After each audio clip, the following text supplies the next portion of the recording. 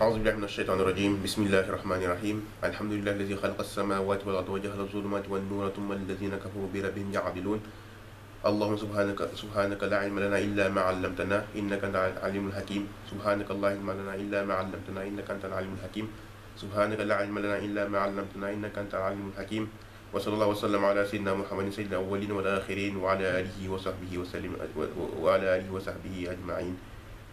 أما بعد, Inch'Allah, nous allons commencer une nouvelle série de cours qui vont porter cette fois-ci, Inch'Allah, sur les hikam de Sayyidina Ibn Ata'illah Sakandari. Donc, les hikam sont un livre disons, de sagesse spirituelle qui sont connus à travers tout le monde islamique.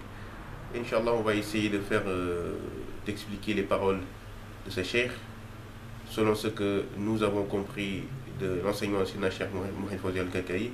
C'est qu'Allah a bien voulu nous faire comprendre. Donc il faut connaître d'abord l'auteur qui est Ibn Ata, donc qu'on appelle Ibn Ata, mais son nom c'est Mohamed Ibn Ahmed Ibn Abdel Karim al-Maliki, qui vivait en Égypte, qui est né en l'an 658 de la Hijra et qui est mort en l'an 709 de la Hijra. Donc c'était quelqu'un qui à la base a été un savant, donc un savant dans les sciences du Zahir, qui avait appris le fiqh, qui avait appris le nahu et les autres sciences traditionnelles de l'islam, et qui donc était un faqih d'abord à la base. Donc dans cette carrière de faqih, bien sûr il suivit la mazhab de l'imam Malik, donc il était malikite, et donc il donnait des fatwas dans cette science-là, et qu'il il avait même pu être cheikh al-Azhar de son temps. Donc c'est-à-dire que c'était un grand savant dans les sciences du Zahir. D'abord lui, à la base il avait disons, des préjugés négatifs sur le tasawwuf, puisqu'il disait qu'effectivement il n'y avait pas d'autre science que la science que lui il connaissait, qui était donc la science du Zahir. Donc, et il disait, celui qui dit qu'il y a une autre science que celle-là que nous connaissons, Wallah, il a créé des mensonges sur Allah. Donc c'est ce qu'il disait. Donc de telle sorte que il disait à un des disciples de Sayyidina Abul Abbas al-Mursi, qui lui disait effectivement il n'y a pas d'autre science que celle-là que nous connaissons, et celui qui dit le contraire, il ment. Et Allah il a fait que Sayyidina Ibn Atta, il a changé par la rencontre de Sayyidina Abul Abbas al-Mursi. Il a changé de telle sorte qu'après il a dit, quand je relis les paroles que j'ai dites, c'est-à-dire les paroles où il disait qu'il n'y a pas d'autre science que celle du Zahir, je ris de mon ignorance. Parce qu'effectivement il a accompagné, quand il a rencontré Sayyidina Abul Abbas al-Mursi, il l'a accompagné pendant 12 ans, et il est devenu un arif billah complet, qui voyait la lumière d'Allah et qui enseignait le ism al-mufrad. Et donc de telle sorte que Sayyidina Abul Abbas al-Mursi disait, lui, j'espère de lui qu'il sera quelqu'un qui donnera aussi bien des fatwas dans les sciences du Zahir que dans les sciences du batin. Et donc Sayyidina Abul Abbas al-Mursi, il disait, je pense que lui sera quelqu'un qui appellera les gens vers Allah, c'est-à-dire vers la voie du tasawwuf.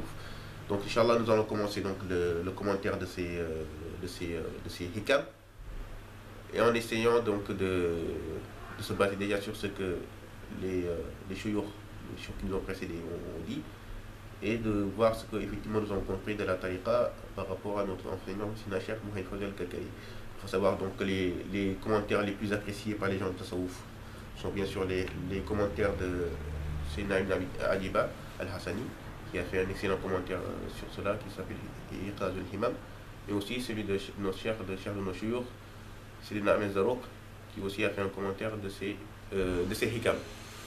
Donc on va commencer la première hikma de Sayyidina Ibn Ata, qui dit Al-Kawn kulluhu zulma wa innama anaruhu zuhur al-haqi fihi. Donc si on voulait traduire cette hikma, on dirait le monde en entier est ténèbres, et c'est l'apparition du vrai dedans qui le rend lumineux. Donc al-kawn kulluhu zulma wa innama anaruhu zuhur al-haqi fihi.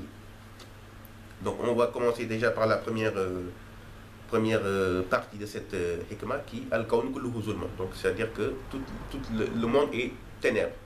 Donc il faut savoir que si le cheikh dit cela, ce n'est pas à prendre dans al-itlaq, c'est-à-dire ce n'est pas à prendre dans le sens absolu, puisque effectivement cela contredirait la parole d'Allah. Allah nur samawati wal ard. Quand Allah dit Allah nur samawati wal ard, ceci est la haqiqa, c'est la vérité, c'est-à-dire que Allah est la lumière des cieux et de la terre. Donc le fait de dire que al-kawnu kulluhu zulma ne pourrait être en fait qu'une majaz, ne pourrait être en fait qu'une vérité relative et non pas une vérité absolue. Et on va comprendre cela du fait que al-kawnu kulluhu zulma, c'est-à-dire le monde il est ténèbres pour les gens qui sont voilés. Donc le monde effectivement, quand celui qui est voilé par son hawa, par son nafs, ainsi parce que son ignorance de la réalité d'Allah déjà et de la réalité du monde, eh bien il verra dans le monde que des ténèbres. Les ténèbres, les ténèbres bien sûr cela est sont le contraire du nour, donc de la lumière. Donc celui qui ne voit pas de la lumière, forcément il voit des zulmat, donc il ne voit que des ténèbres. Donc quoi que puissent être ces ténèbres peuvent être sa propre personne, ou bien les formes des autres gens qu'il voit, ou bien les formes des autres choses, des autres créatures. Donc quand on dit zulma, zulma, c'est vraiment pour les gens qui sont voilés. Ils sont voilés donc par leur nafs et par tout ce qui est ignorance de la ma'rifa d'Allah. Et donc il faut mettre aussi cette parole en parallèle avec la parole du prophète Ali sallallahu alayhi wa sallam qui a dit Allah a créé le monde dans les ténèbres. Donc, effectivement, Allah a créé le monde dans les ténèbres. Donc les ténèbres, c'est pour les gens en fait qui sont voilés. Et donc c'est pas dans Al-Itlaq, puisque on sait tous que Allah il a créé le hadith qui est rapporté par nos chers soufis, qu'Allah quand il voulut créer la création, il dit j'ai pris une poignée de ma lumière et je lui dis sois Mohammed, et de cette poignée j'ai créé tout le reste des choses. Donc toutes les choses qui existent dans la création sont à la base lumineuses, sont créées de la lumière d'Allah. Donc quand on dit qu'une chose est zulmat, c'est parce que les gens qui les voient comme étant zulmat, en fait, elles même sont voilées. Et donc on va comprendre le reste de cette hikmah par la suite, quand il dit donc c'est le fait que Allah, c'est l'apparition en fait du vrai dans ce monde-là qui le rend lumineux. Effectivement, quand la personne en fait se sera rendu compte de la réalité d'Allah et se sera rendu compte en fait de la réalité du monde, dans ce monde il ne verra plus que la lumière d'Allah, puisque le monde, comme on vient de le dire, il a été créé de la lumière d'Allah. Et donc le hadith qu'on avait dit tout de suite, quand on lit sa suite, nous explique parfaitement cette parole qu'on vient de dire. Donc le prophète alayhi salatu wassalam, il a dit Allah il a créé le monde dans les ténèbres, ensuite il a jeté dans ce monde de sa lumière. Celui qui prend de cette lumière, il est guidé, et celui qui rate cette lumière est perdu. Donc celui qui rate cette lumière est égaré. Donc c'est-à-dire que Allah il a créé le monde de sa lumière, certes, mais les gens qui ne peuvent pas voir cette lumière, ils voient ce monde comme étant des zulumat. Mais celui à qui Allah a fait la faveur de voir cette lumière, de prendre cette lumière, eh bien lui il sera guidé et il verra le monde tel qu'il est. Donc c'est pourquoi le cheikh il dit donc celui qui verra le monde tel qu'il est, c'est-à-dire dans sa forme lumineuse, il aura réalisé la réalité du verset Allah nur samawati wal ard. Donc il aura connu la réalité de ce monde-là. Et donc la question qui est fondamentale à ce propos, c'est comment est-ce que la personne est fait pour aller vers cette lumière. Donc dans cela, le cheikh Ibn Ajib al-Hassani il dit dans son commentaire des hikam, de cette même hikmah de Sayyidina Ibn Atta, il dit pour cette lumière ne s'obtient pas par le haql, donc c'est-à-dire ne s'obtient pas par l'intellect, et ne s'obtient pas par le fait de lire des livres. Cette lumière, elle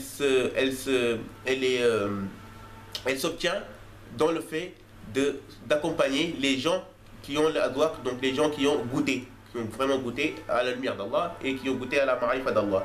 Donc ici on nous montre la voie, le cheikh nous montre la voie que le musulman doit suivre pour réaliser la vérité qui est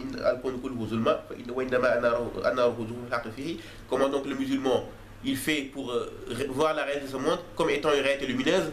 Pour arriver à ce but-là, il faut effectivement qu'il accompagne un cheikh qui est arif billah et qui est accompli dans cette lumière d'Allah, et qui le guidera, qui saura le guider vers cette lumière. Donc ceci est le court commentaire qu'on a voulu faire à propos de cette parole. Inch'Allah, nous reviendrons en plus dans d'autres hikam sur le sens de la sagesse de nos maîtres soufis. Subhanakallah wa hamdik, ashhadu an la ilaha illa anta, astaghfiruka wa atubu ilayk. اللهم بارك لنا في شيخنا ولا تفرق بيننا في الدنيا ولا في الآخرة، وجمعنا معه مع الذين أنعمت عليهم من النبيين والصديقين والشهداء والصالحين واحسن أولئك رفيقا. سبحان ربك رب العزة عما يصفون وسلام على المرسلين والحمد لله رب العالمين.